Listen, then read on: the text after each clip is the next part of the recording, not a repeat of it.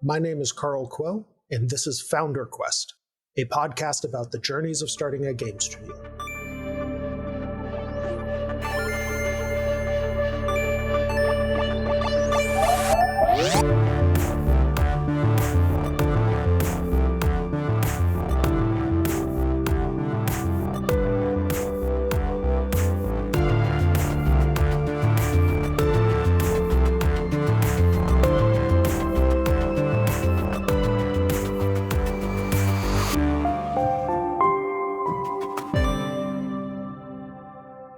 Today on Founders Quest, we're doing a different kind of episode.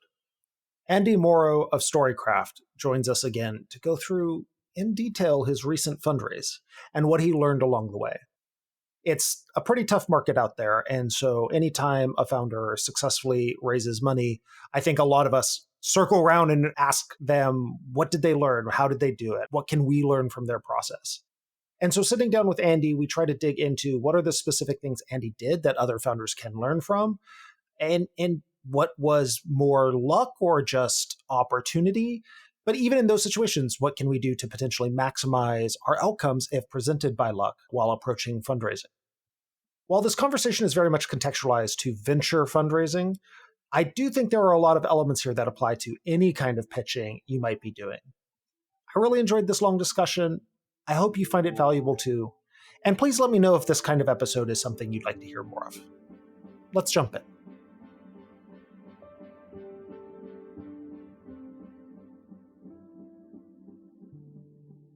So this is one of the first episodes that I'm doing where we're going pretty deep into a topic. And I think this is timely because you have recently closed a fundraising round. And so I wanted to jump in with you. And, we've talked a lot about, even during your process, when you were building out meetings and then when you closed, right? We've talked a lot about this kind of stuff. And I thought there was a ton of stuff to learn, both from your unique experience, but also just about the process in general by sort of dissecting your fundraise from start to finish. But to kick things off, maybe just like the 2-minute high level version of like, what was your raise? And then we'll go more deep about the the exact mechanics, but like the high level, hey, grounding everyone, this is what it was, right? Yep, sounds good. As always, good to talk to you. The main thing I just want to say before I get into that is like I don't want any of this to be like victory lap, like kind of stuff. Like I'm raised. Like what happened is I've been getting asked a bunch of questions. People are like, "Hey, how are you raising in this market?" I've written some stuff on it, and really, I'm just trying to serve other founders with any of this. So your mileage may vary. I just want to be as transparent. If I have one quality as a human that's helpful to others, it's that I'm ludicrously transparent and not too afraid to talk about stuff that people won't usually talk about. So hopefully, we get into some of that. So the 2-minute on it is I set out to. We had raised a pre-seed back in 2023, heading into 2025. We had, I don't know, ballpark $500,000 in the bank, and we set out to raise, with more than 6 months of runway. And we targeted post GDC, so sort of end of March, early April as the time to kick off our fundraise. And we ended up getting the fundraise done the week of GDC, even though everyone begged me not to make it the week of GDC. It happened that way. So it got preempted by Coastal Ventures, who they took the whole round, but then which was $3 million. So they did a $3 million check. I wanted a little bit more money, and I had a lot of people after the Coastal Ventures check hitting me up, and so I was fortunate enough to bring in a little bit more cash, and I ended up bringing in another $1.5 million from Courtside Ventures, and so the total raise was 4.5, and it happened in about a week with the Coastal Ventures side, and then it took me about another month and a half to get the other $1.5 million in and sort of wade through the other interests that we had. So that's sort of just rank mechanics on it. Yeah. And then you went to Mexico City and drank a lot of margaritas. Oh man, definitely highly recommend hitting, send on your fundraise announcement and being in a nice hotel in Mexico City with your partner and walking around and eating tacos immediately after. So yeah, it was nice to have a small break afterwards. Yeah, well deserved. So let's start really at the beginning, right? Like you even in that introduction, right? You sort of said, hey, coming into 2025, we had more than 6 months of runway. We knew we wanted to raise. We knew, you mentioned like, hey, try not to make it the week of GDC, right? So like, even as someone's coming into, and I guess this really applies to someone who is, similar to you, raising their next round versus potentially raising their first round. How did you think about that targeting of like, this is when I want to raise, this is the right moment to do it, and all of that stuff? So I think this probably applies to, I mean, you're definitely on the when are you going to run out of money part. It's a second round. I would say a pre-seed and a seed are not that different. Definitely Series A is where it gets very different. But in terms of timing, I think there was two things. One is, where is a place that you can have a lot of meetings is always very helpful, right? And so San Francisco, just by dint of being San Francisco, is a place where you can have a lot of meetings. Although I will say, having been someone that came out of sort of more traditional SaaS and not games, San Francisco is not a place with a ton of density for games VCs. So you have to think about where are the big events, and GDC feels like the right one for most people. First of all, the timing is good. There's the whole, people talk about summer is a bad time to raise, and end of the year can be really good, can be really bad depending on holidays. And so I think there's a number of factors. The first one is probably, where is the density of VCs so that I can have a lot of meetings in a short amount of time. I'm going to say a lot of things, just to add aside here. Like, I'm going to say a lot of things that might be super obvious because I don't know if this is like new founders or experienced founders. So apologies if some of this stuff is obvious, but you want density because when you run a process, you want to have a lot of meetings in a short amount of time, because that ups your chances of creating FOMO, essentially, right? Getting multiple offers, multiple term sheets, and getting a good valuation and all that stuff. So you need a lot of people in one place at one time. And for games, because so much of it is European and outside of San Francisco, that typically means a conference. And GDC is, and then you want to think about timing. I actually don't really subscribe to that summer is a bad time to raise. I think it actually gets less density of founders raising at the same time, and not everyone goes on summer vacation at the same time. It's not like it's, maybe in Europe that's true, but not in the US. And so I think timing, density, and then the last part is, you want to raise when you have enough money in the bank that it's not an emergency. And I think 6 months is a good amount of time, although some founders I'm talking to, it's more like 9 to 12 months with current market conditions.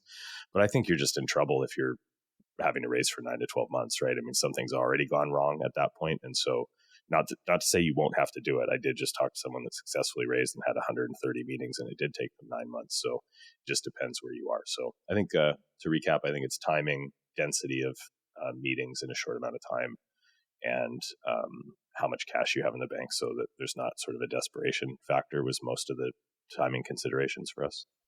Yeah, I mean, I think in the game space, people talk a lot about sort of the early game or early year window, which is sort of DICE in Vegas into GDC in San Francisco into sort of Summer Game Fest / used to be E3 right before the summer, right? And there's part of it where it's like, to your point, being able to have all your meetings in a short amount of time, try to create FOMO, but even which I think is a little bit more of a venture side playbook, just because like publishers and strategics just take much longer with their process, and so they're not immune to FOMO, but it's much harder to get like the traction that you can with FOMO with them. But on the game side, like all of those events, it's not just the density of the people in the city, it's the fact that they're going to networking events and parties and all this kind of stuff. And if you have a compelling pitch or a compelling demo or that kind of thing, then they'll talk to each other, and you'll end up getting more meetings because, that person you showed it to on Monday went to a party Monday night and it was like, holy crap, the best thing I saw today was, the Storycraft demo. Have you seen it? You should absolutely try to get time. Andy, here, let me introduce you or whatever. And then suddenly you have 2 extra meetings on Wednesday that you didn't have before because of that kind of interaction. And that happens so much. The flip side is everyone's running that playbook. And so it's very like, you do have to be the person who stands out in the crowd in order to get that wind in the sails. Otherwise, it can be very easy to be drowned in the back-to-back meetings, right? I also think that the not running out of money, right? Like a lot of how we talk about that is, some of it is just business continuity, right? Like you need to be around for long enough for the process to finish. But some of it is also like this weird game of showing a play of strength, of not being desperate to take the first deal that comes your way. VCs, I think, will more than other folks kind of give you the side eye if you're running low on runway and coming through. And so that is also part of it too. The flip side being that you have to have the markers of a pitch that will actually land with folks, right? And so whether that's your favorite topic of traction, or something, a demo, a vertical slice, a moment in time where what you're bringing to that raise is what will get you that raise, right? Like you can't show up and be like, yeah, we've puttered around and we're still at deck in a dream phase. A year later, please give us money. You have to have the thing that will actually close deals when you show it. Yeah. I mean, listen, everything you're saying, people talk, there's momentum, all of that kind of stuff is effectively saying, and I don't hear people say this enough because we use words like pitching and raising. It's just sales. Like it's literally just sales. It's closer to enterprise sales than it is to any other thing, right? You need a big, wide top of funnel, it's a numbers game. You need to have relationships. You can't just do cold outreach. People need to know you. It's fundamentally about emotion. It's not about information. And momentum is the thing that takes it from interesting to over the line, and competition is what takes it into the stratosphere. So a lot of people don't have any experience with anything that looks like enterprise sales.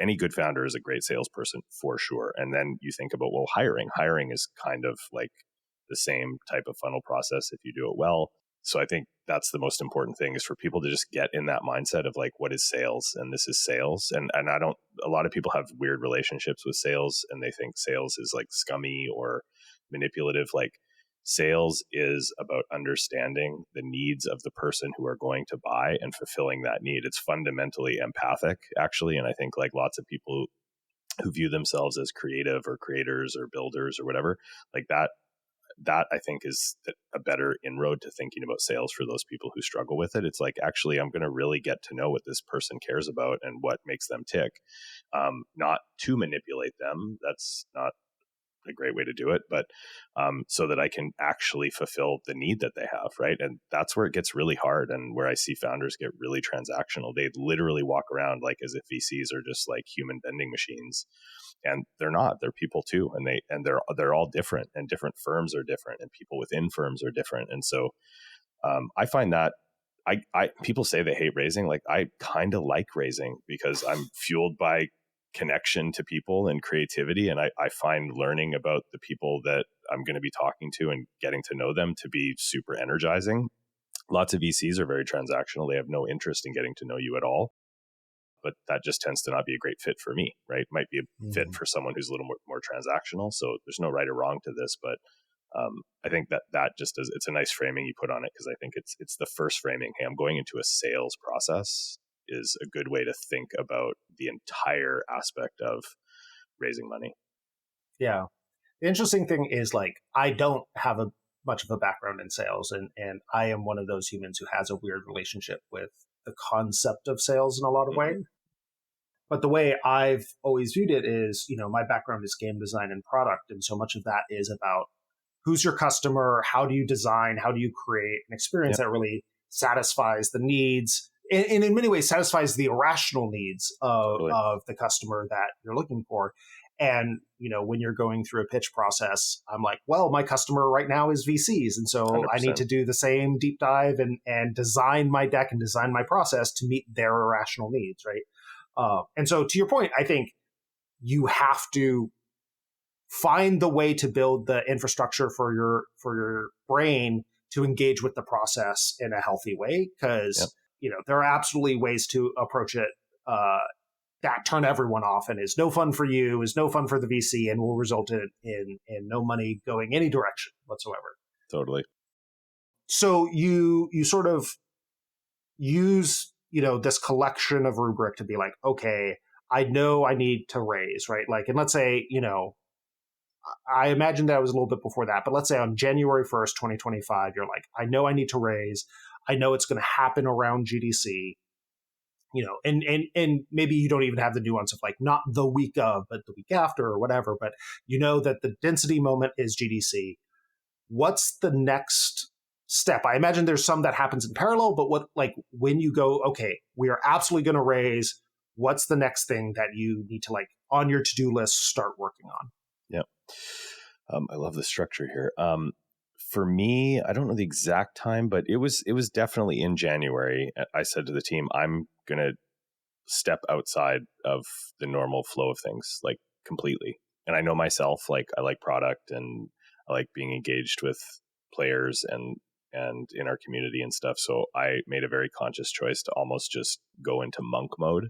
Mm-hmm. And actually, I know exactly when I did this. It was the end of January, I flew to visit a friend who is a founder, who's a total grinder. And I knew that if I went to visit him, I would get outside of my house. So I, wouldn't be tempted to hang out with my wife and friends here. And I knew that this particular person was a grinder, so we weren't going to have too much fun and screw around too much. But I wanted a change of scenery. Like I say this all the time to my team, like we got to change something to change something. And I needed to get out of the mode of building and metrics and users and all that stuff. And so I just told the team, like, I'm going to just completely step out and, could trust my co-founder and the team to sort of keep things going. And we knew what we were trying to hit, and it was just ratchet up the numbers as high as they could possibly be before the fundraise. And so I flew to this place and, my technique, I don't know, this is probably way TMI, but like I weirdly worked in a cigar bar with this guy. He likes to smoke cigars and I don't mind smoking cigars. And I actually find there's something about that whole environment that I like the din in the background, just got me outside of it. And I just literally worked on a deck for a week straight from 0 slides. So I would just say like the vibe is get outside into some place that you are hyper productive. I've known this guy for forever, and we just have always been hyper productive together. We went to school together, and back in the day we used to smoke cigarettes and stuff. And so I think that was the cigar bar vibe. We just got into this mode where, like, when we were studying, we'd do it at a cafe, I'm talking university, and we just went hard for a week in an environment like that. And so I would say whatever your version of that is, probably a much healthier version than mine, is it was really, get to that spot, get outside. And what happened, and I'd never done this before, to be honest. So a lot of things I had never done before. I definitely ran the best process of my life here. But step one was, from the blank page portion of your deck, do that in a place that's new and different, and be only doing that. And I think a lot of the success of the deck portion of my pitch, it's not the only portion, but I don't know, if you've ever done anything creative, sometimes if the first draft is kind of directionally right, it's so much easier. But if it's directionally wrong, you're constantly fighting with it. And I got it directionally right. And so after, 5 days of hard work and fun at night, like we'd go for dinners and hang out, and I'd really love this person. And so it was creatively energizing. We just talked about AI and crazy stuff. And so that environment, so that's probably very specific to me, but I think get that first draft right. And that was at the end of January. So I stepped outside the flow of work. And by the end of January, I was last week of January, I had my first draft. And then it was full grind mode for like about a month and a half, right, until GDC. And so that sort of walks you into the next step, and I'll pause to see where you want to take it. But it was essentially from first draft to final, and I'm out pitching, essentially a month and a half of daily work. That's how long it took me, right? And so it was pretty intensive. I'm surprised that I worked on a deck for that long, but that's how long I worked on a deck for, right? So if you work on your deck for like 5 days, like you're not spending enough time for sure. Yeah. I think, there's no one, to your point, there's no one true way to do this, right? Like, and that's some of the reason why I asked, like, hey, how did you personally take this set of steps, and what did you start with in this journey that functionally kind of has to parallelize everything, but you have to start somewhere, right? Yeah. And I think there is value in starting with the deck.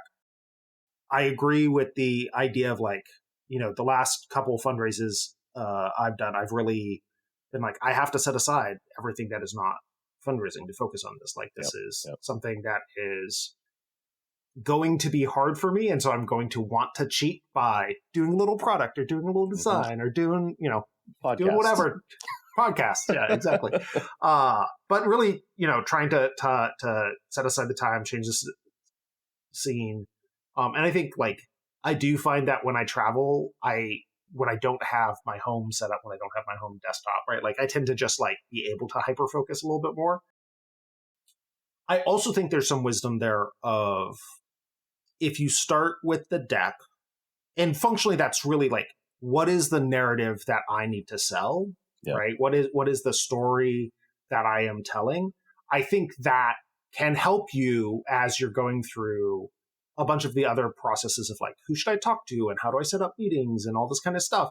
And even like, how am I going to practice this? Because you get a sense of like, what is the story I'm telling? How comfortable am I with it? Where do I need to work on it? And I think that can give you a lot of structure to take the other steps that you then need to start parallelizing. Right? Totally. Yeah. How did you approach that, building that first draft narrative, right? Like, because it's going into a sales process, it's going into fundraising. Yeah. Maybe who you're selling it to, maybe you don't. Maybe it's more of a generic idea. Yeah. And so we've talked about sort of the mechanical of like change the environment around yourself, be incredibly unhealthy with cigar smoke. That's probably just me. All this other stuff. But like, getting that directionally correct first draft, how did you approach that work? Right. And obviously there's some amount of that is like the details of that in this case are going to be specific to you to some degree, but like approaching, like, how do you even think about like, okay, what is going to be the right narrative? How do I want to tell the story kind of stuff? I think would be good for a lot of people. Right. Yeah. Makes sense. Now I'm embarrassed about the tobacco thing, but I did read something the other day about, nicotine actually raising IQ points. So I think there might be something to it. Although I would recommend just jogging or something. I mean, I personally, so what I'm personally imagining, because I have relatively limited stuff, is you in this like red crushed velvet smoking jacket with the big high back chair on your laptop. And like, regardless of the cigar smoke, I think it's just that environment that gets you into the mind of a VC. Yeah. I don't know. It was whatever. It doesn't matter. The point is it was an environment that I knew that I could be creative and productive in.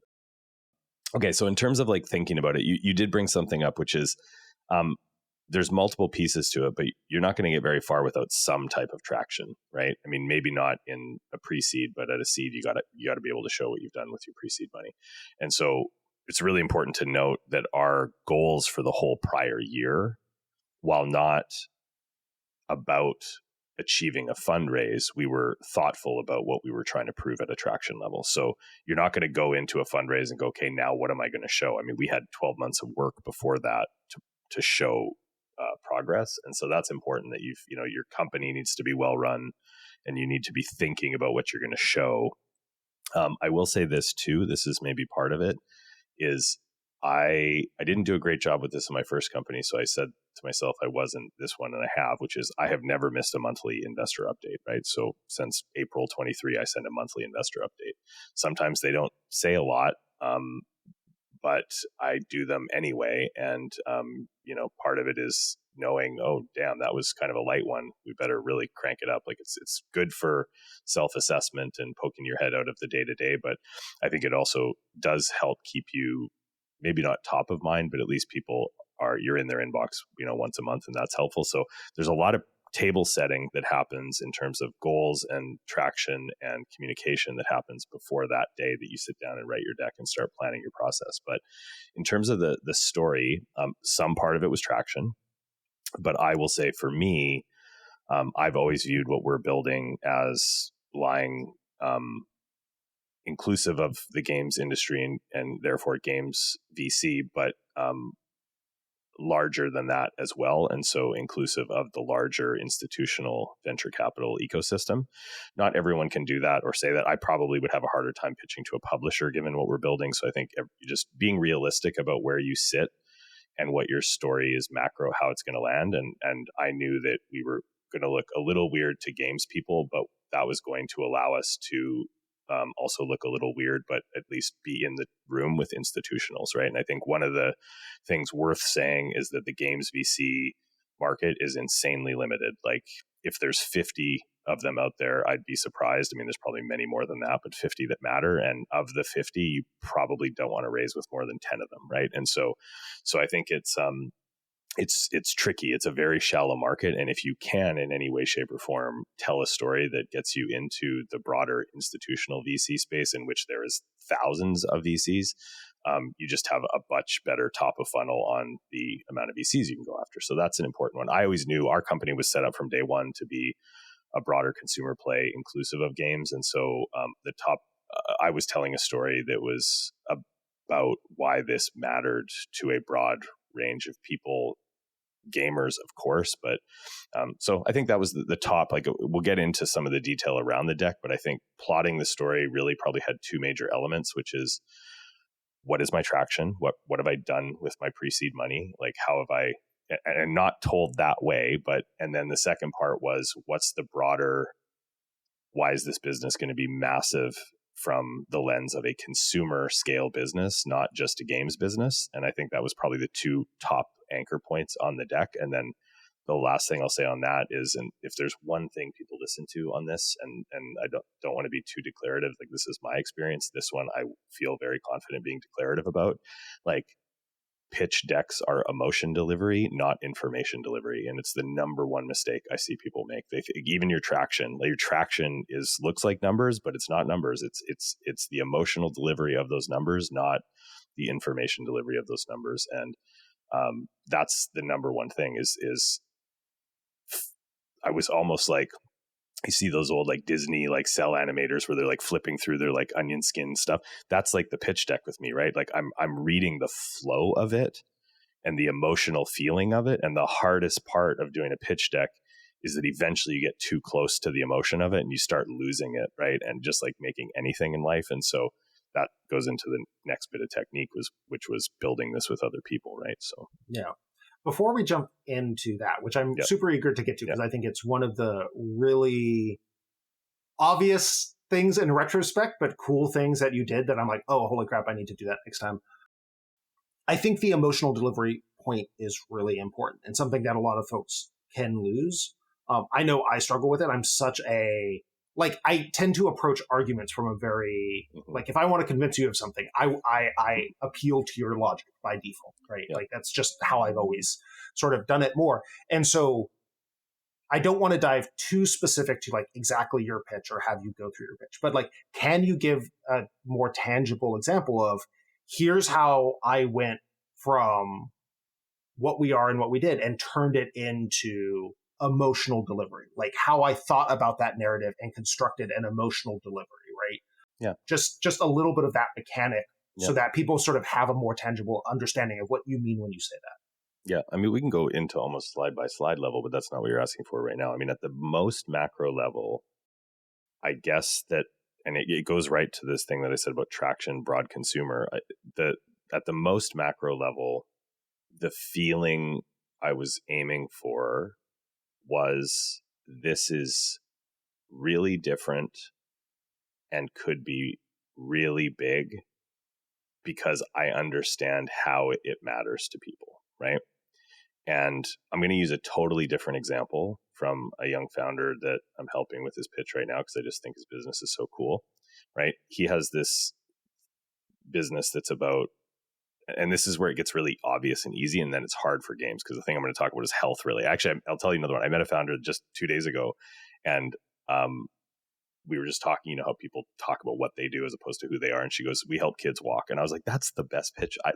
That's it. I don't even care what you do. I don't care. I don't even care what your product is. Like, that's incredible. I'm immediately interested. I immediately have a direct sense of what you're doing. I understand why it matters to people. And then so like, maybe I'll just stop on that one, because that's almost perfect. Like, we help kids walk. It's like, now, I'm eventually going to want to get into the mechanics of the business and like, how big is that actually, like, who do you sell to? Like, there's all that stuff. But the point of your pitch is to get to that point. That's diligence, right? The point of your pitch is that you instantly both understand it, because if you don't understand what it is, brains get hung up on the detail, right? And that's a thing you see founders have a problem with all the time. They're pitching the vision, they're trying to get to emotion, and people are like, what is it? Right. And so you want to get that what out of the way somehow very cleanly. And then the why does this matter part of it. And then why would this be big? And if you can get to the point where they're starting to ask about the details like that, like, you've already won, right? Most people never get to the point where anyone even gives a shit at all. It's not interesting. It's not compelling.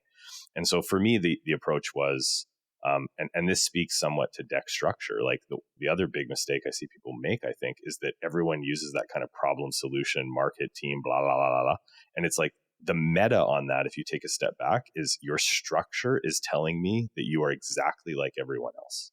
Because and VCs love that structure. You know why? I have a friend who told me a story once. He was in a VC office, and he watched the guy get a pitch deck in his inbox, open it with one hand while eating a sandwich over lunch, flip through it in less than a minute, and email the guy back and tell him not a fit.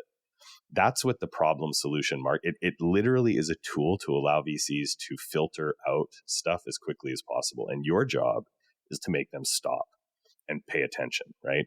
And it's not that you can't use that structure. You can. It's the one nice thing about it is VCs understand it, so they're not getting caught.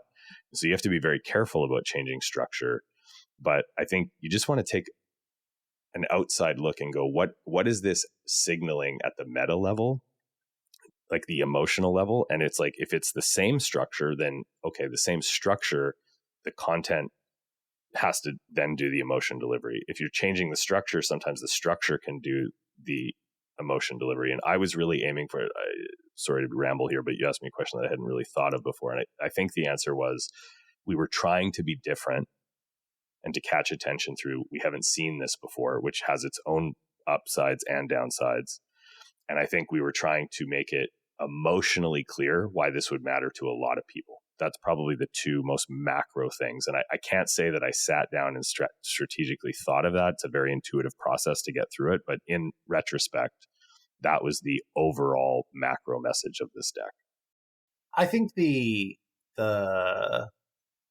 a lot of, hey, I don't understand how to do this thing. Is there a template out there I can follow? Like, resumes, essays, pitches to publishers, pitches to VCs.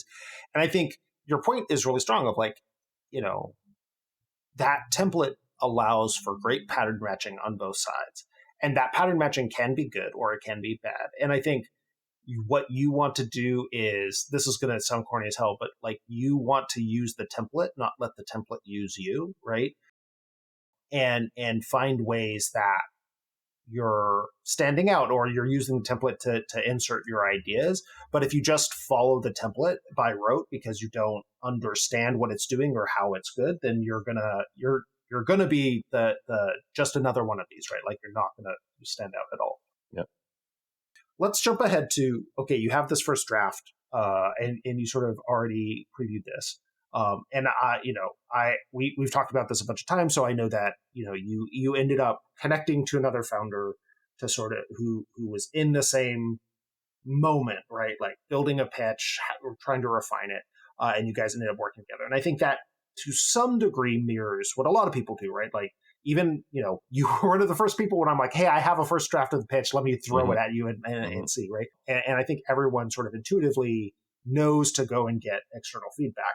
But what you did was a little different. And so like, talk me through that. Yeah. Total fluke. I would absolutely reuse it as a process, but it was a total fluke. So I have a good friend here in the city I'm in, and he's a really good founder. He's raised from top tier firms. He's raised like $100 million, raised far more than I have. Really smart guy, really serious person, hardcore, right? Just so happened that we were building our pitch decks at almost the same time. He was raising a Series A, and two things happened. One, he introduced me to his deck designer. So my feedback on that is use a deck designer. It will cost you $10,000 to get a good one. Pay it. Even if you have no money, pay it, give them equity, do something, do it. I see so many people getting like parsimonious and cheap about deck designers, and it's not just, or they do their whole, a great deck designer. And I would mention this guy's name, but he doesn't want a ton of, he's inundated. A good deck designer isn't just a graphic designer who makes your deck pretty. A good deck designer is actually going to push you, ask you, understand why that's happening, like, and this person was that, so they're actually a partner, at least in the flow. And so I found that really helpful. But they also do make the deck pretty, and like, every business, again, here's the meta, right? The meta is, if you think that the look of it doesn't matter, then that means the look of your product doesn't matter, and the feel of your product does. It really sends a message if your deck is ugly and people are cheap, and it's really bad. And then in games, it's insane. Like, it's a aesthetic entertainment medium. Like, it matters even more that your deck is amazing.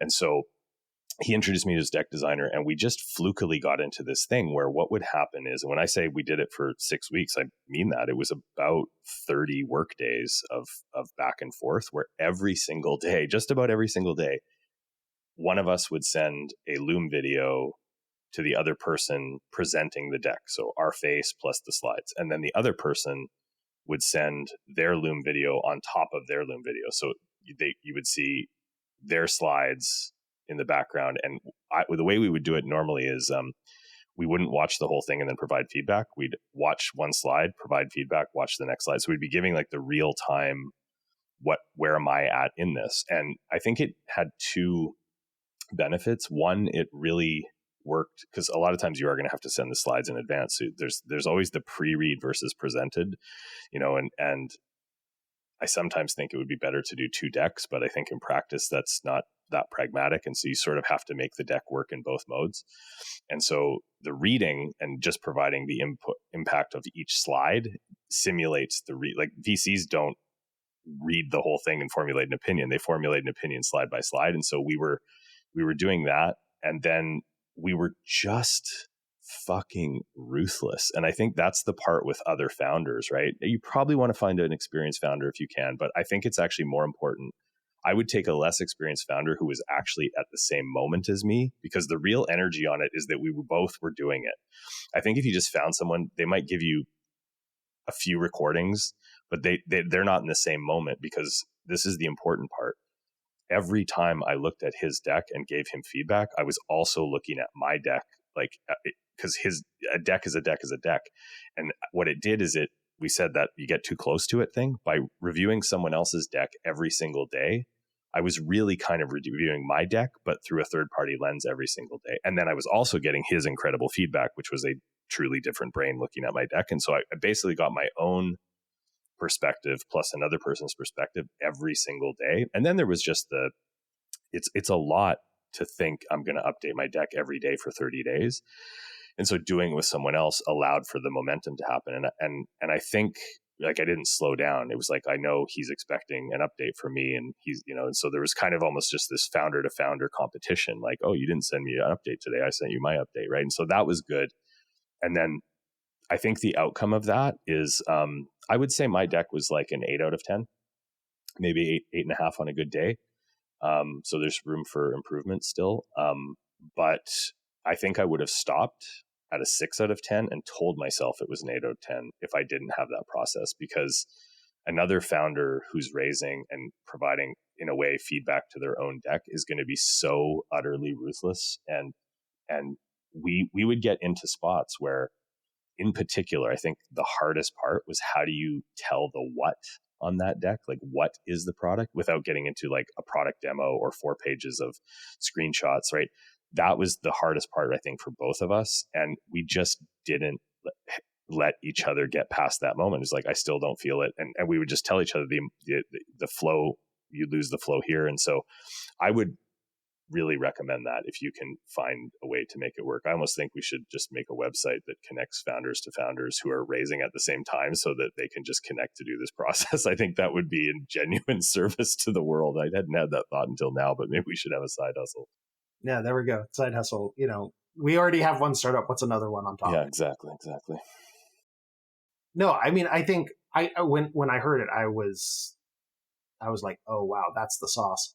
And part of it is exactly what you brought up, which is like when I've sent the deck out, and I have tons of founder friends who have pitched before, who were further along or had done it relatively recently, who gave me incredible feedback. But there's always there's only so many turns you can do with them before you understand that because they're not in the moment, they've glazed over, right? They're like, oh yeah, that's looking better, whatever, right? And totally human thing to do. But to your point, if there's someone in that same spot who's looking for that same feedback, that does become a thing where they're looking at your deck and they're giving you feedback, but it's actually feedback about their deck too. And like that feeds off of each other, where every single time you're going to get that critical lens that is changing its perspective slightly along the way. And I think that is like a really incredible path if you can find that right founder at that right same moment, right? Like, and to your point, like it is probably a case of there are lots of humans who are in the same moment at any given time, especially around something like a GDC or a tech week or whatever. Yep. But finding that human in the sea of humans can be hard in your network, right? So I just do want to say on that point, he's doing a B2B SaaS Series A raise. It was a very different thing. Mm-hmm. I think the caliber of founder and the level of trust that you can build with them so that you can receive the harsh feedback is probably more important than building in the same space, right? Yes, so a friend of yours, even if they're not building the same thing, that you trust and can receive really harsh feedback from, is probably more valuable than someone who's building, say, in the game space. Yeah, 100%. Okay, so you're working on the deck, you're doing turns at everything. You also have to prepare for the process, right? Like, and I think there's a lot of conversations about what is the process and how do you build a process and how do you, everyone has their own spreadsheet or Airtable or Notion database or whatever of investors, and how do you select which ones and in what order. Like, I think there's a lot of advice and mysticism and everything else around that. Take me through that track of like who is in my top of funnel? How am I thinking about that? How am I building up towards that? How am I constructing it? How am I going from that end of January to that moment in March, right? Yeah. Okay. The first step is 0 to 1, right? So, because my answer was I had 100 VCs that were getting my monthly updates or something. I don't know, maybe not 70 to 100. But how do you get from there, right? Is the first question. And the answer is not, well, it might be go on the internet, but there's an unfortunate networking component to this that is very hard, especially for like young founders who might listen to this, which is anybody can find the list of VCs and you can go to ChatGPT and get the list. The list is not the hard part, although it's harder than you think. Like I asked you for your list. I had my list. I went to VC friends and I asked them for their list. There is a magic Airtable out there that if you can find a link to it, somebody is doing a service like, to the world by maintaining an Airtable of like all VCs with an incredible filter on it. And so I actually got access to that, although I didn't use it that much, to be honest, because it was so general. And that's the key here is I think the general list is not as helpful as the specific list, right? And so between your list and my list of mostly games and games interested institutionals, that was the hard part. So you got to figure out what you're targeting. Mm-hmm. And then ideally you probably use your network because everyone has a list and then you combine it into your list. But the other part is you probably want to know a good chunk of people before that. And then you're like, well, how am I supposed? I mean, I talked to someone the other day, like, how do I meet a Bay Area VC? And I was like, let me think about that. Like, how did I meet a Bay Area VC, right? And it was so long ago now that it's hard to remember, but it definitely was network, right? And so I had a job, and everyone's going to have their own story, but you got to know someone that gives a shit about you. That's who's in the Bay Area ecosystem, right? If you're not there.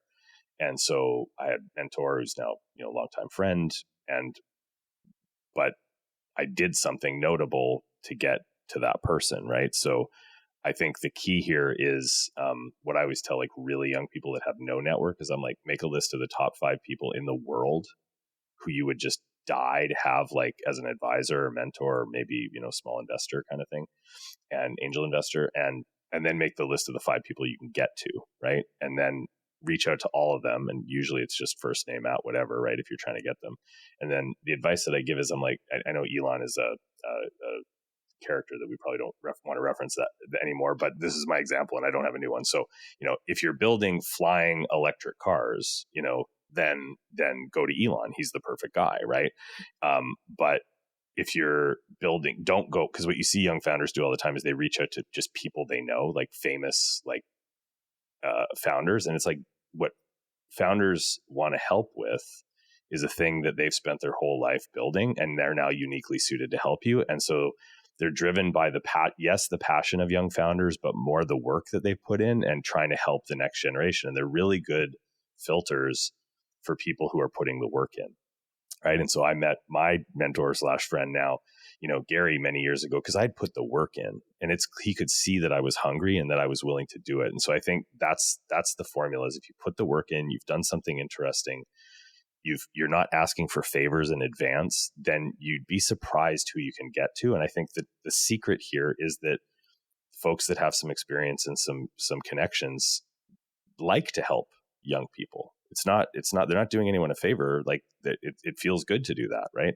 And so it's not that hard to do, but what you do see a lot is people asking for favors, and they clearly haven't done the work, and they're clearly not that serious, and they're looking to take shortcuts. And so, so step one is get your first hook into somebody who gives a shit about what you're doing. The other thing I would say is don't be shy to give them equity. Like they're not doing it for that reason, but it doesn't hurt. Right. And people are, again, they're cheap with equity, and it's like, you've got nothing except that right now, like spend it liberally. Right. And so get one person in the Bay Area who's connected in the space in a way where they know some people. That's an immense help. Find some other founders in the space who are connected, who can share with you their lists and stuff like that. Make friends with people. Like you and I met, we were in a portfolio already, but like we like each other. That's important, right? Like be a human. There's so many freaky transactional founders out there that are just like scanning the horizon line for how they can like extract value from someone. Like be a human, buy somebody a beer, like get to know them. Like I cannot stress that enough. And so, and then I built my list. I used a Google sheet, and it was like, I had trackers. I had 2 sections. I had a section of people I knew and that knew me. And then I had a section for people that were new warm intros, right? Because even after years of this, there was major firms that I hadn't talked to and major people that I hadn't talked to. And so I had about, just to give it a number, I had about 70 to 80 firms that were on my investor list and to some degree knew who I was. And then I had about 30, 40 that actually I hadn't talked to yet and that I needed warm intros. And so my process, and I had the tracking was meetings that I'm going to have at GDC and then pitches that I'm going to have post GDC. And at the same time as I was building the deck, the other thing that I was doing was I was working on the warm intros, right? And so that's where I use my network, and I just hard work. I went through LinkedIn. I found out who was connected. I made multiple outreaches. Do you know this person? Like the biggest problem in LinkedIn is half the time we're connected. We don't know these people. Yep. I found who they were. That was part of my tracker. Who's giving me a warm intro? What stage is the warm intro at? Did they respond? Do I need to go to my number 2 intro? There's just a lot of grind. I hate that shit. I'm not like a really conscientious person. I'm not much of a box ticker. And I had to grind it out. Like every day I set aside a couple hours of that day after I'd done the creative deck work, not before, to do the grindy part. And so that process was going at the same time. That's important. You don't build your deck, then start that process. You gotta start the tracking process in advance. And then maybe I'll just pause there, but the punchline is it was my warm intro list that got my raise done, not my not my list of investors that knew me. Surprisingly, I had a very, very, very bad hit rate on meetings actually going into GDC. I was genuinely pretty worried, to be totally honest. So all's well that ends well, but it wasn't looking great, to be totally honest. Yeah. We will get to the anxiety journey here in a moment. Yeah. I think,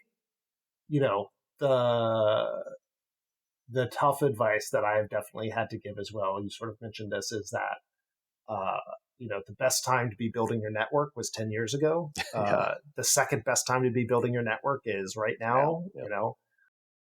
And the piece that I'll add is, like, I think you can absolutely go try to build the direct network connection of, like, oh, I really like investor, for the game space. I really like Mitch Lasky. I think he's super smart. I listen to Gamecraft podcast.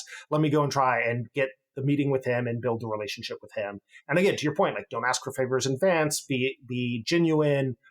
Engage on the things that he's passionate about, right? And you're passionate about. Build that shared understanding. Be human, kind of stuff. Mm-hmm. But that's actually in many ways going to be pretty difficult, right? Like, and doing that doesn't scale, right? Like, to your point, you can build a list of 3 to 5 of those humans, and maybe you'll get, between 2 and 3 of them, you'll build that relationship. Mm-hmm. The other thing in games, for sure, which is where I have the background, but I believe it's just, the nature of humans, is there are people out there who know everyone, right? Who already have the network, maybe, fall into the category of super connectors, right? And it was one of these things where you and I met through the LVP portfolio, and then you invited me to this GDC lunch thing. And then I met Jason De La Rocca for the first time. And Jason De La Rocca is a crazy super connector, literally knows every human on earth, I think.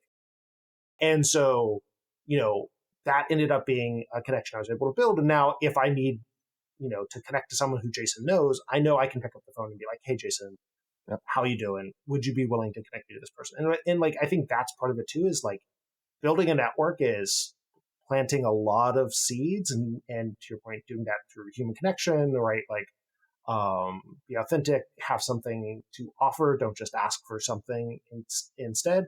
But also recognizing that some of those are going to be that random founder that you met and had coffee with and shared anxiety ends up being exactly the right person you need the connection for, right? And do that 10 years ago.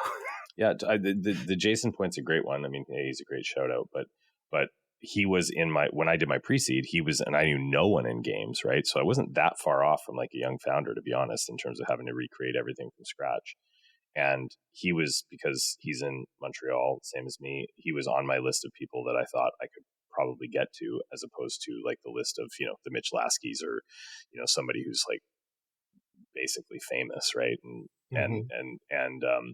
I got to him, and then again, this is probably a little bit TMI. I won't go into too much detail, but like part of it was like I offered Jason advisor shares right out of the gate with having barely known him, and said, like, if you make intros to, he was like, super connectors, to your point, will talk to anyone. And so that's where, he was, it's in his best interest, and he's just a nice guy and helpful. But that's what super connectors do. But then when it got into, okay, now there's a value exchange, but we don't really know each other. And I think that's the core point, is I was in a rush. I had a lead check. I needed a games investor.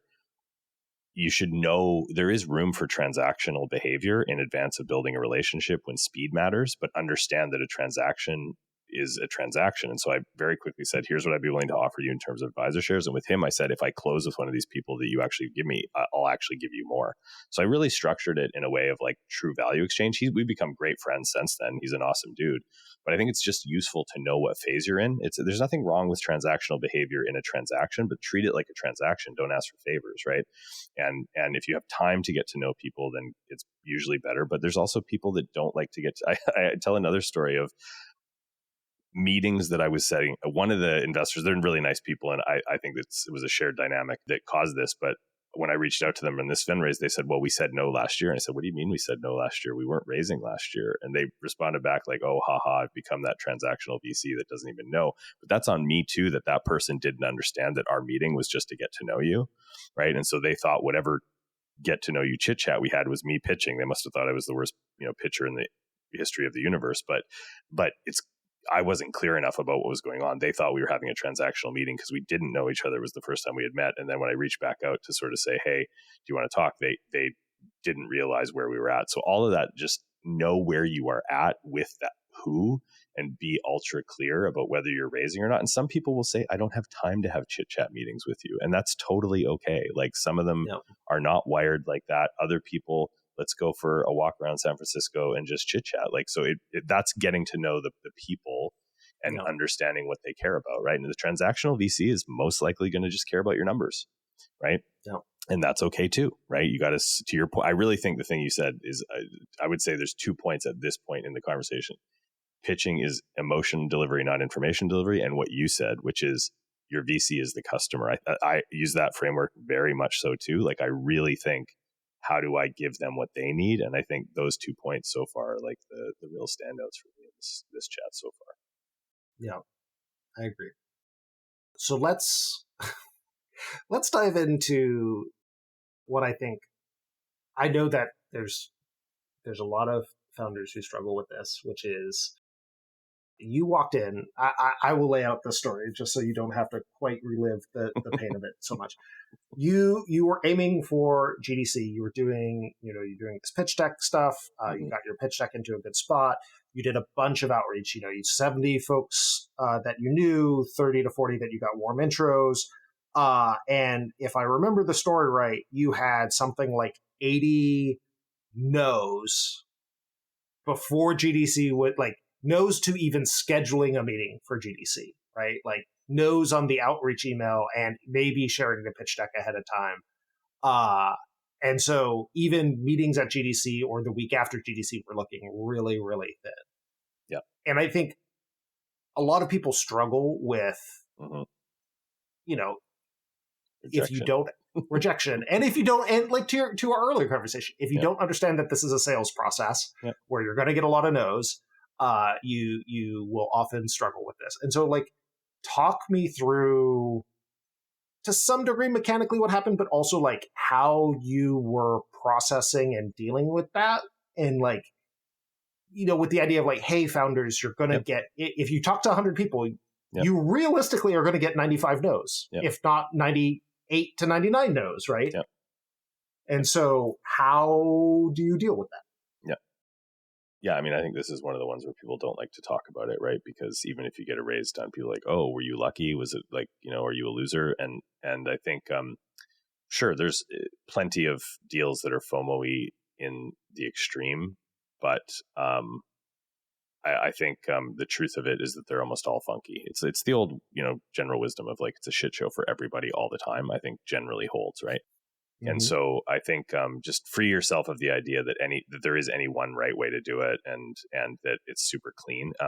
I sort of think about it like this: like when I started giving like stage speeches, the first time I did that, I was so nervous, and this guy who was amazing at it said, hey, meet me in the ballroom, the night before at 7 p.m. And we went in there and we rehearsed, and it was so freeing for me to realize that this person that I admired as an amazing speaker rehearsed. I don't know why that wasn't more obvious to me, but and so the key here, and the analogy is everything behind the scenes is not what it seems on the surface of it, right? And I'm not afraid to say that because I know that I'm good at this part of the process, like better than most. And that's not a brag. It's just I know a lot of people, and I put a lot of work into it. And to be honest, I put a lot of work into this one.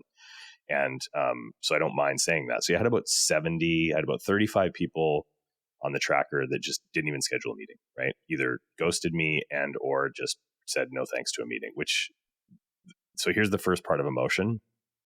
That has nothing to do with you, right? Like a VC's job is to have information to make decisions. And if they don't want the information, that has nothing to do with you, right?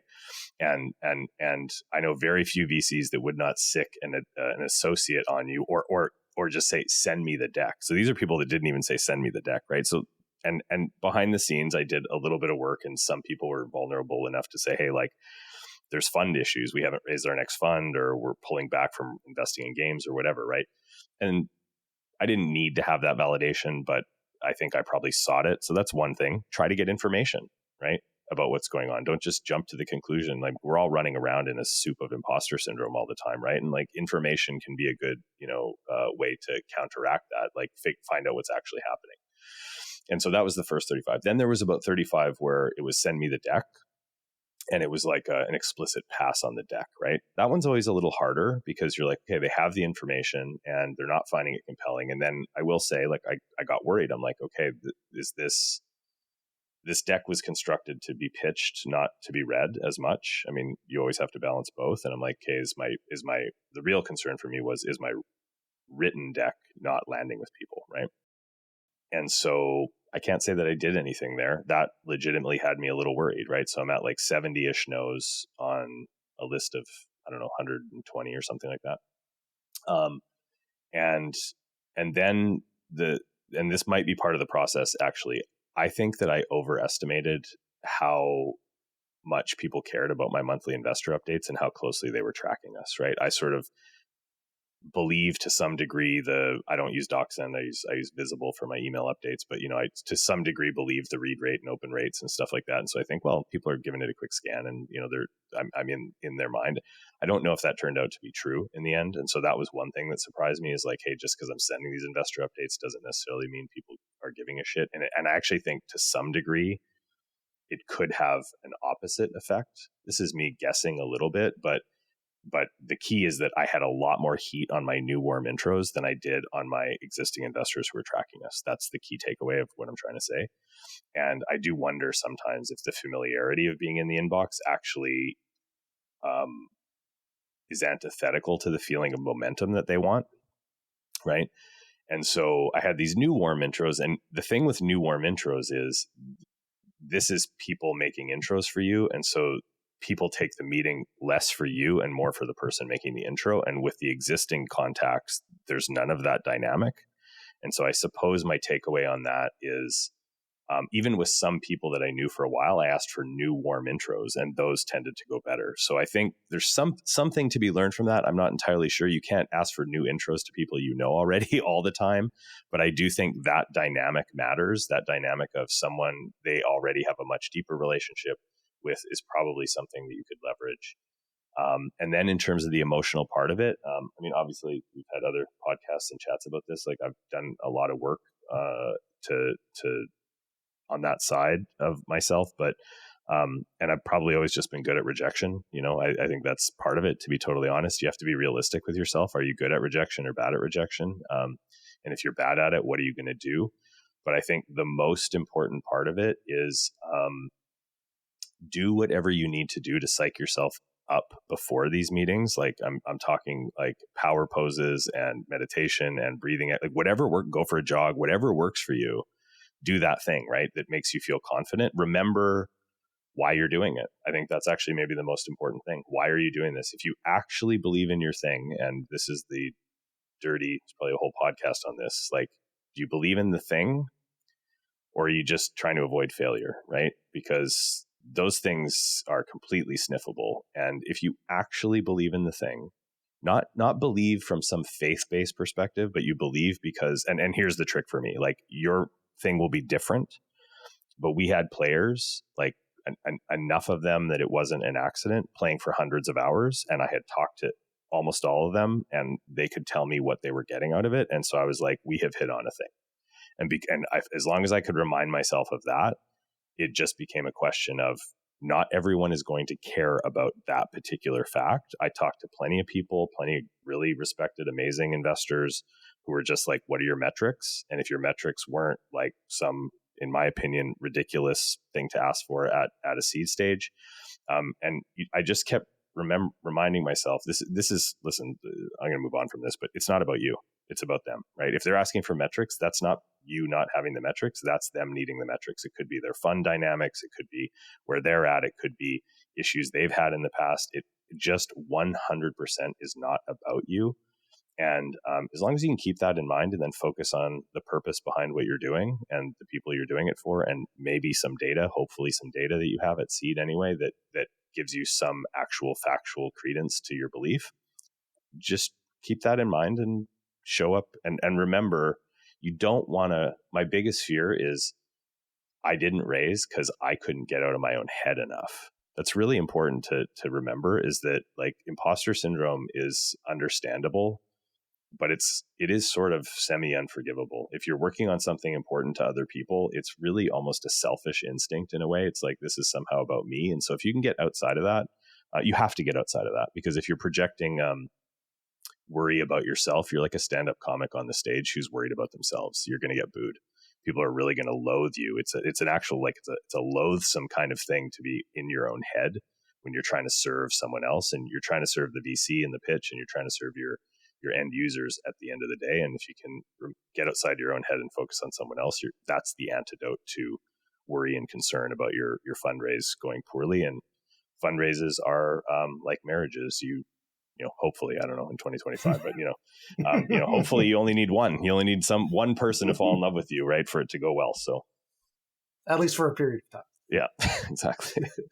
So, I don't want to take up too much more of your time, but I do want to go a little bit into sort of the last stage of this. And I think knowing your story and having talked to you about it with you a bit, like, I know that getting connected to Kozla and specifically to Vinod, Mm-hmm. there was a lot of luck functionally involved, Yeah, right? Like, you know, the right person at the right time, they happen to do the right connection, that kind of stuff. And so I don't know that there's a lot to mine out of, like, oh, how did you get in with them? But there is this moment where you're in that conversation, that set of conversations that then starts to move very quickly. Yeah. Getting into that conversation was luck. Closing it was taking advantage of that luck and applying skill and applying a set of techniques to it. I'm wondering, can you go through a bit of when you found yourself in that moment? Were there things that you did differently? Were there things that you feel like you did well in that moment to be able to capitalize on that opportunity? That in this idea of, like, you found someone who is clearly the fish is nibbling the bait, right? Mm-hmm. Like, how do you close the deal? Yeah.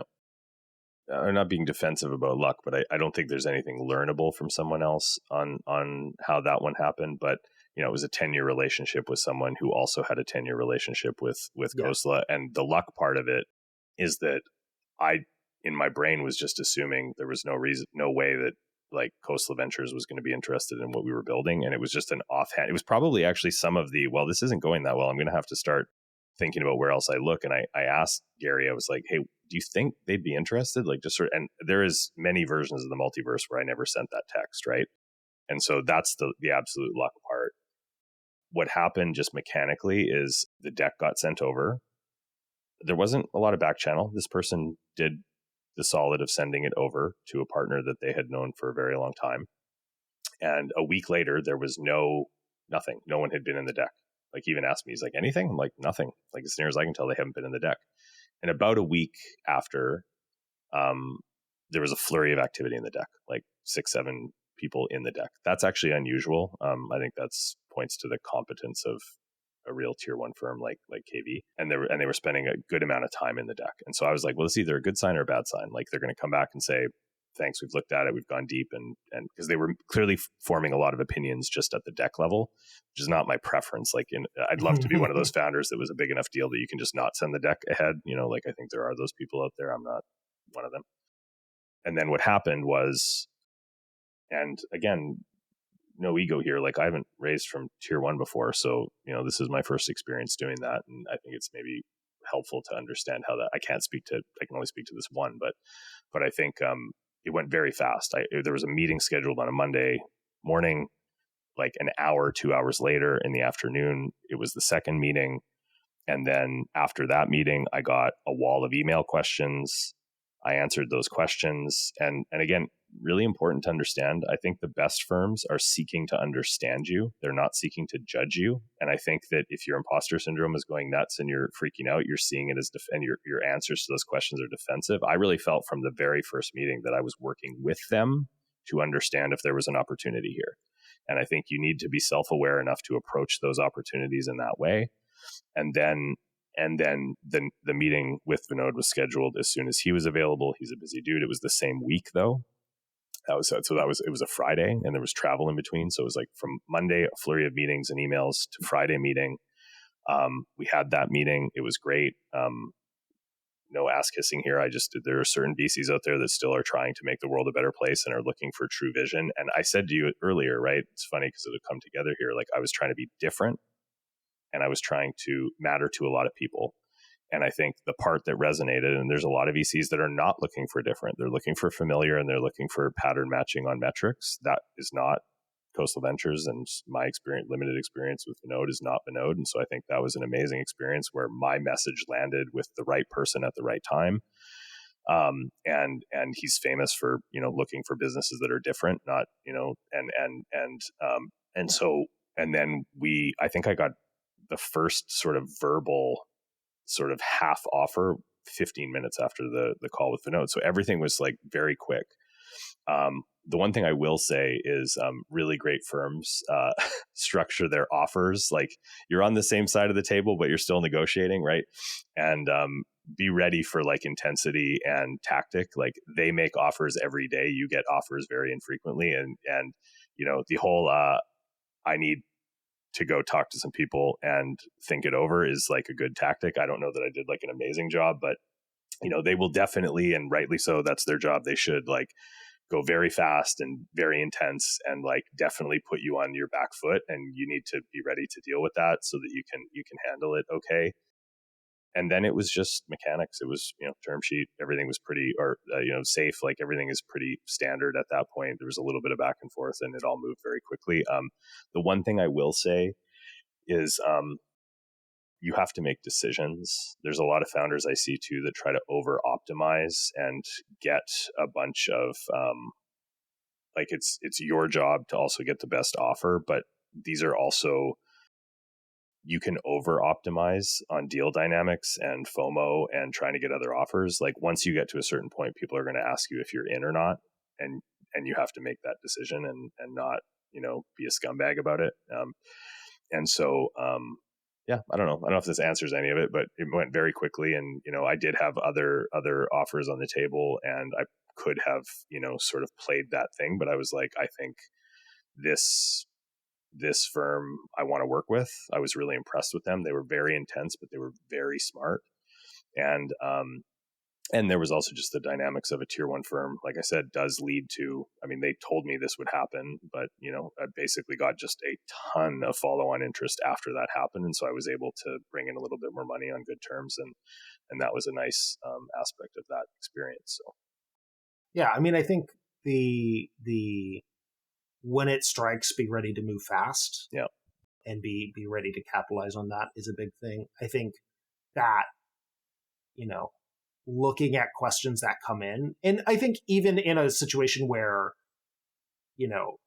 even if the person you're working with maybe doesn't do the best job of representing themselves as seeking to understand, yeah, put yourself in the brain space of totally. You are seeking to help them understand. You're not being defensive. You're not reflecting on judgment. You're like, no, like let me help you understand this. Yep. I think is a really good mindset. And I do think that there's some of it that is like, in an ideal world, it would always land this way, but there's some of it at the end there where you're like, hey, I put together a narrative that I cared about that landed in this particular way. I connected with a VC who was clearly very competent and also wanted to do something with me because they were looking for the same thing I was pitching. And so even if I had other offers on the table, that alignment is worth jumping on, right? Like, and potentially going out of your way to work with. So I really love that stuff. It's a fit. Like you probably hired people like this. Like you're often talking to people who are amazing and tenured and experienced and good. And it's an issue of fit, not quality. I think that's another way to deal with the rejection. It's mostly a fit question. It's not a quality question, right? And so that's why marriage is a good analogy here, is because it's really a fit question, more than any other thing. And so, and the fit is often very, very rare. And like that's also why it's also important to remember, like pitching and fundraising. Like if your business is just cranking it's not really like you fit with everyone because everyone's interested in that. Mm-hmm. And most people, when they're talking about pitching and fundraising, it's like your business is not perfect yet. Like there is no business at pre-seed. At seed, there are some incredible, amazing, just rocket ship type businesses, but most of them are still very much figuring it out. And so there's just a truth in that, which is that there's going to be a relatively smaller number of people until your business is just taking off. At which point you could probably, there's plenty of people that raise with nothing. It's just they get inbound and it's just there's interest, right? And that's where we all want to get to. But before that, it's mostly a fit question, not a quality question. If you can remember that, then you're golden. While not giving yourself the excuse, like you have to get to the quality, and that's where the earlier stuff we talked about matters. But if you know you've done a good job, you know you've prepared, you've got a good funnel, you're approaching enough people, you've done good work on your deck, like now you're just basically seeking fit. And I, to be totally honest, like everyone's got their own thing, but I genuinely like meeting people. And so that was a lot of my thing. I was like, oh, I'm going to meet someone new today. Oh man, I get to meet Vinod Khosla. That's crazy. Like I'm so excited about this, right? And if you can find whatever your version of that is, I think you actually can have some fun with it. This story of I hate fundraising, it takes me away from the business. Like I think reframing that is a really good idea for most people because it can be a fun process. This is going to sound super corny, but I genuinely went into a lot of those meetings telling myself, like, I have a lot, both of you and I have a lot of friends who are investors now, like good people we love seeing and hanging out with, right? And I kept reminding myself that I might be meeting another one of those people. And that really helped me go into those meetings with a good attitude and a non-transactional attitude. That's my version, but whatever your version of meeting new people is I think a helpful mindset. Everyone's just trying to succeed and figure out their own stuff, including these VCs, right? And like there's people that teach really adversarial elements of this stuff, and I don't believe in that at all. I believe you're like meeting future partners in your business, and if they're not a future partner, then a meeting that goes badly or that they're not interested is absolutely you learning something. It's you finding someone who is not a fit. That's awesome, So I think it can be a fun experience if you approach it the right way. So to close things out, I want to zoom out. And I know that you've been a bit inundated. The market is terrible. And so someone successfully raising, you're sort of inundated with, well, how did you do it? And like, what can I learn from you? All that kind of stuff. And we've obviously talked through a ton of stuff today, sort of, a lot of stuff that you've shared with folks and shared with me prior and like trying to put it into podcast form. But what I'm most curious here at the end is when you look at like, at some point, theoretically, you're going to do a Series A, right? Like, assuming things go well, assuming the business continues trajectory, there is some sort of fundraising in your future. What are the really key things, like the top 3 to 5 things that you're like, after this, when I do Series A, both here's what I'm absolutely going to do, and here's the trees I'm starting to plant today in preparation for that Series A? Good question. Yeah. So a few things. This is one where you're going to get real off the dome thinking. The first thing is figuring out, asking the question, what does Series A look like right now? And it's funny, I just had this conversation with someone yesterday. I don't know if this is true or not. I haven't asked around a lot, but I think, the answers on what does good look like right now is the low end is like $1 million of revenue. The mid tier is like 3 and the high end is like 5, right? And so the bar has totally gone up for sure in terms like 5 million sounds berserk to me, but when you have all these AI coding tools that are just 10-person teams at insane 10 million revenue, that's starting to set the bar. Fair or unfair, right? Like the answer is it's unfair. Like what's the top end of the market? Even if it's completely unrelated to what you're doing, that's going to set the top end of the market. So I think realism and just being pragmatic about it is important. I won't be raising that for, best case 9 months, worst case, like 20 months kind of thing. And so realizing that market is going to shift. And, I think given where things are at, if anything, the bar is going up. I don't think it's going down. So just being realistic about that, right? So you're like, I'm going to need millions in revenue to be in the ranking, and I'm not setting out to be in the low end. So that means, I'm what is my target?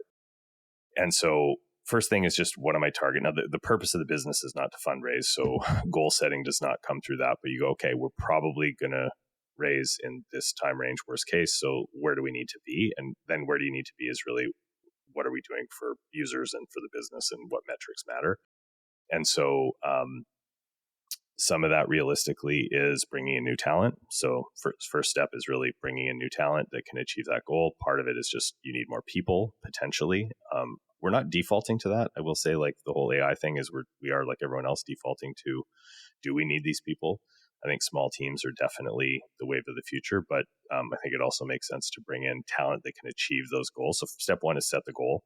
Like, what are your goals for the next, little while? I like short, mid, and long-term planning. So even though startups don't plan on annual cycles at this stage, like, plan on monthly cycles. If anything, you want to know what your 2-year is, so that you know where you're getting to in a fundraise perspective. And then you want to sort of plot out how you're getting there without turning it into some big company planning exercise.